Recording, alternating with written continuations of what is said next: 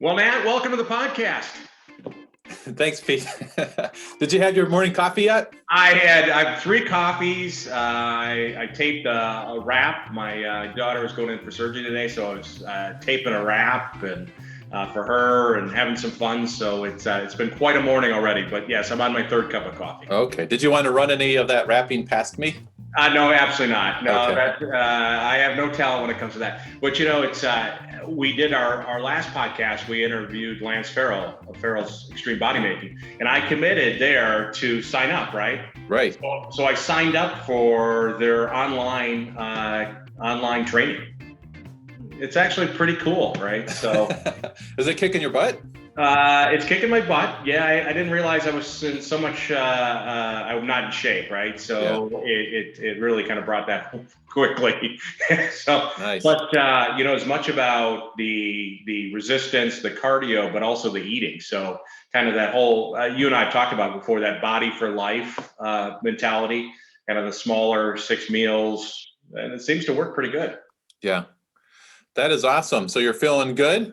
Feeling good. Well, you can see I've got the energy, right? So we're on to our resolutions for the year. So how are you doing with your resolutions? I'm doing okay. I'm not going to lie, Pete. I can't lie. Sales guys are always positives. I should say great, but I'm making excuses. But I know somebody who doesn't make any excuses. Yeah, absolutely. Allison at Guidant. Yeah, so we got a really special guest today. Why don't we bring her in and let's talk to her a little bit. Well, welcome, Allison. Hey, Allison. Thank you. We're so lucky to have Allison Zorich with us today from Guidant Financial. And Allison, we were having a little bit of fun with the backgrounds. That is a great background. I wish I was there right now instead of Seattle. Yes. So you guys, you get a lot of kind of, it's gloomy and stuff like that, but you probably don't have the great weekend we have ahead of us. We're supposed to get like 9 inches of snow. Wow. No, not quite that extreme for sure. Yeah, absolutely. Well, I'm so excited to have you today. Now you're head of business development for Guidant, and so tell me a little bit. I know Guidant has been ranked like one of the top providers for franchising in terms of funding. So tell me a little bit about that. Yeah, thanks. Definitely. Yes, we were voted number one again. That's the second time in 3 years. Voted number one in funding for franchise financing. Guidant's been around since 2003. I think people don't really recognize how large we are. We've got about 140 employees that are spread across the United States. And on a normal year, pre-COVID, we're doing about 2,200 transactions a year. And we really pride ourselves on being full suite. So wanting to help customers from cradle to grave, no matter where they're at in their journey. Oh, that's great. So what makes you guys special? So you've won that award 2 out of 3 years. What is your secret recipe? Secret sauce, probably the relationship building, just knowing that our partners, when they send a candidate to us, are going to trust that we're going to get them to the finish line and get them the funding they need. We're pretty creative at layering solutions, which is pretty key in today's environment with everything changing. So I think our partners are, have that loyalty because they trust that when their candidate is speaking to us, we're going to do everything in our power to get them that capital. Oh, that's awesome. And, there's so many different options in today's world, right? People just don't realize, you can do the ROPS program, use your retirement dollars in your 401k, and certainly a lot of money in SBA today. We can use equity in our house. So where's your sweet spot? Where do you help people the most? What are the main things you guys help them in terms of funding a business? Definitely. That changes pretty much depending on what the environment's doing, especially in a COVID year. But normally it's definitely the rollover and the SBA program. So we do, out of our transactions we'll do a year, probably 70% of those will be rollover. And then the remaining 30% will be SBA, portfolio loans, unsecured equipment leasing. Yeah. But typically right now in today's environment, because it's quick and easy, people are using retirement funds. Got it. And when you say rollover, so that's the ROPS program, right? And Correct. Rollover for business startup. And that's something you got to be an expert to do, right? That's not any company can do that. You have to be really good. You do. You need to know the structural and operational requirements that go behind it and how it's set up and why. The ERISA tax law was put in place for a reason. And so making sure, franchisees and entrepreneurs understand that and they don't throw up any red flags to the IRS is really huge. Yeah, absolutely. Well, that's good. So I know that right now the government with all these relief packages are putting a lot of money into the economy. And that translates to the SBA loans, right? They're doing some pretty special things with the SBA. Definitely. Yep. So they just rolled out the next stimulus package, which has a couple good components to it. The first is the guarantee. So they raised the guarantee from 75% to 90 on the 7A loans. Doesn't necessarily translate to a great benefit for the borrower necessarily. It just means that the amount covered by the federal government in the event that the borrower defaults has been increased. But Allison, because Allison, does that mean that the banks are more willing to take loans?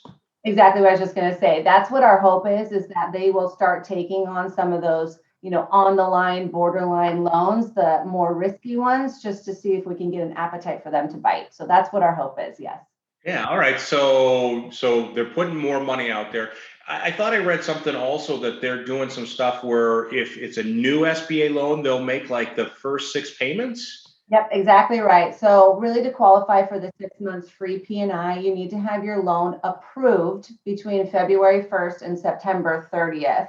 There's really no disbursement line line in the sand on that, but it needs to be approved in that window. We are encouraging borrowers to get approved sooner rather than later because there's no guarantee when these funds run out, if they could run out. So it's definitely in their benefit to get their process going and get that identifier number is what it is, so they can get that free 6 months. And are they also doing relief for people that already have SBA loans? They're deferring payments as well if you've got already an existing SBA loan. And we're just recommending them going back to their existing lender they work with instead of starting over with somebody new in any of those scenarios. And then we've got a couple partners in place that can work with them too. Yeah, that's great. And I know that they're working on another relief package. Have you heard anything about that? I have not. We were really skeptical on this one because we knew what it did the first go around last spring. It really inundated lenders. And because of that, new SBA loans and existing ones in the pipeline were put on the back burner, rightfully so, because people needed to stay afloat. And we're not seeing this go around, which is great. So I think lenders are better prepared and they were ready for it. So let's talk a little bit about that because they get overwhelmed with of activity. So have you seen the time in which to get an SBA loan processed? Is that timeline changed? It has a little bit. We saw back in late summer, early fall, lenders coming back online, asking for new loan submissions, which was really encouraging. And we're still seeing that today. But typically, we're still getting pre-approvals within 24 to 48 hours. Why that makes me hesitant is because you really want your candidate to get through underwriting, which is taking about 3 to 4 weeks. But that's the solid approval you want to see.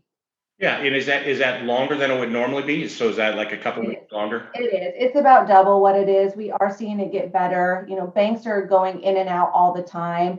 Nagel came out with the top 20 lenders from 2020. And so you're constantly shifting who you're working with and finding out who that appetite is for franchise lending and developing relationships with those lenders because you don't want to have all your eggs in one basket ever with any one lender. Yeah, sure. And from a standpoint of Guidant, right, when we talk about SBA loans, is there an advantage to working with Guidant versus my local bank? I mean, you guys have an advantage because you know the franchise business models and you know the banks that are buying paper for those specific brands. Definitely. We actually have a list that we work out of. It's a shared doc. So we know what banks like what brands. In addition to that, Guidant takes a $2,500 deposit instead of charging the candidate. So once the candidate gets funded, we actually return that deposit to the candidate. So we want to make sure that they have that guarantee, knowing if they're going to work with us, we're going to get them to the finish line. Oh, that's awesome. Okay, so good. So Guidant, you get to work with people all the time that are wanting to go into business, right? So what piece of advice would you give somebody that is thinking about investing in a business, becoming an entrepreneur? Yeah, I get that question a lot, especially from emerging brands. The biggest thing I say is do your homework, do your due diligence, make sure that you're looking for whether it's a small business or a franchise that fits your strengths and your skills. In addition, I really recommend investing in a coach or a mentor, somebody that's actually walked in your footsteps before and can give you that advice that you might not have thought of. That's a huge one. And then really just focus on setting goals. Know when you open your doors to operate what your 1 month, 6 month, 5-year plan looks like and be okay with it. Do you require people to have a pro forma? So when you talk about those, goals for their business, obviously that's a pro forma. Do you guys require people to have those? We do on the SBA side, and definitely the business plan that kind of goes hand in hand with it, because they need to be laying that out and thinking about it before they even go down the path of actually owning. Yeah, absolutely. So somebody's thinking about going into business. What characteristics do you think makes somebody a successful business owner? Well, obviously, first and foremost is work ethic, perseverance, making sure that they're giving it 150% all of the time. Next would probably be, for me, I've seen this a lot, is hiring the right talent, making sure that you have a team on board that is behind you and you trust and have the faith and the same goals in. And then really relationship building, whether you're a service brand and working by yourself or you're brick and mortar, building relationships is so key to success in any aspect of life. So that's something I've always lived by. Yeah, absolutely. Well, you got to be a good leader, right? If you're running a business, and I was just going through some training. I was reading about this, and they're talking about now it's really tough to be a leader because there are 5 generations that are in the workforce, and it's a much different beast because all 5 different generations kind of go with a different way they look at things. Right. And leaders encourage and build. They don't beat down their employees. So, there's a lot of different leaders out there we've seen through this whole political race. Well, it was kind of when I started in the corporate world, it was all top down, right? It was almost like the military at Ford, for sure. It was a great place to work, but it was very authoritarian and just do what I told you to do and don't think. And I know Nat had that experience when he was in the corporate world too. So, Yeah, and patience. You got to have patience. 99% of this population doesn't get overnight success. And so just knowing that, it's going to take time to build something that you're proud of. yeah, so very successful with what you guys are doing with Guidant. We always like to kind of touch on the personal side, kind of what drives you. So Nat's going to ask you some just kind of random personal questions. Kind of, we'll get into learning a little bit more about you. Well, actually, as you were talking, it kind of was making me think, or I had this question, like, what is the best piece of advice somebody's ever given you? Yeah, that's a good one. Probably, and this is the best advice and maybe the worst because it can catch me off guard, but being transparent, fully transparent with people.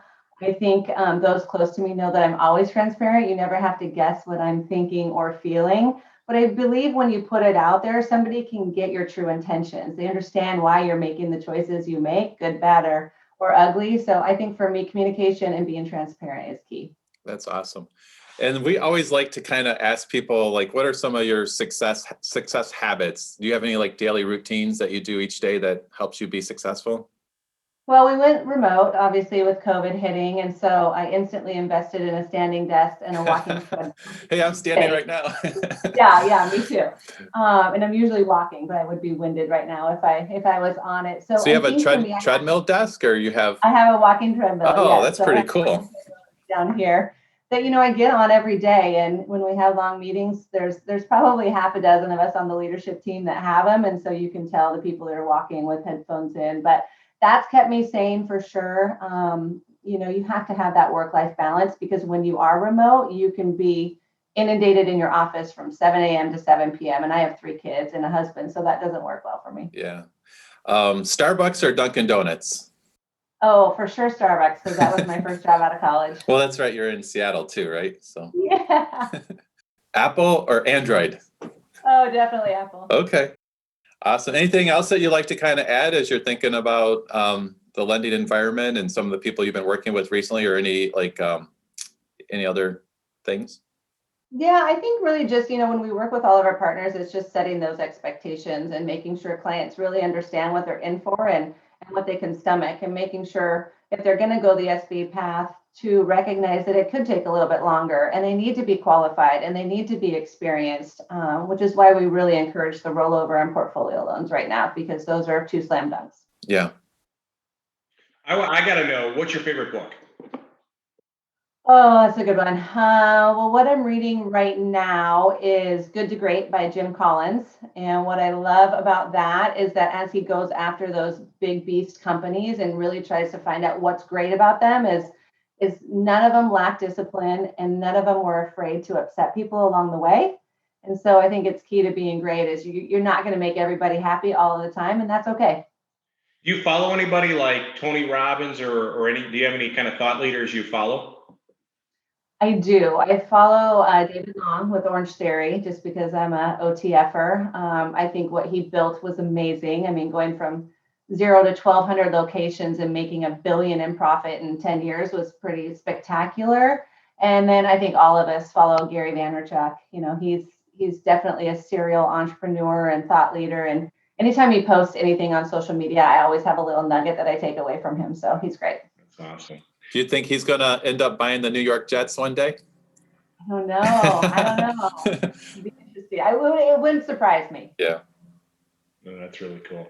Well, Allison, congratulations on all your success with Guidant, and thank you for helping all the people that are looking to get into business. You guys provide a valuable service and give people the opportunity to follow their dream, to take control of their destiny, to live life on their terms. So thank you for everything you do for people.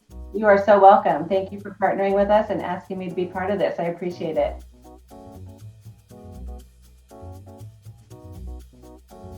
Thanks for listening to the Hire Yourself podcast. For more resources, check out our website at hireyourself.com. And remember to subscribe to this podcast to receive each episode. Please leave us a rating, and we'd love to hear your feedback or suggestions for topics.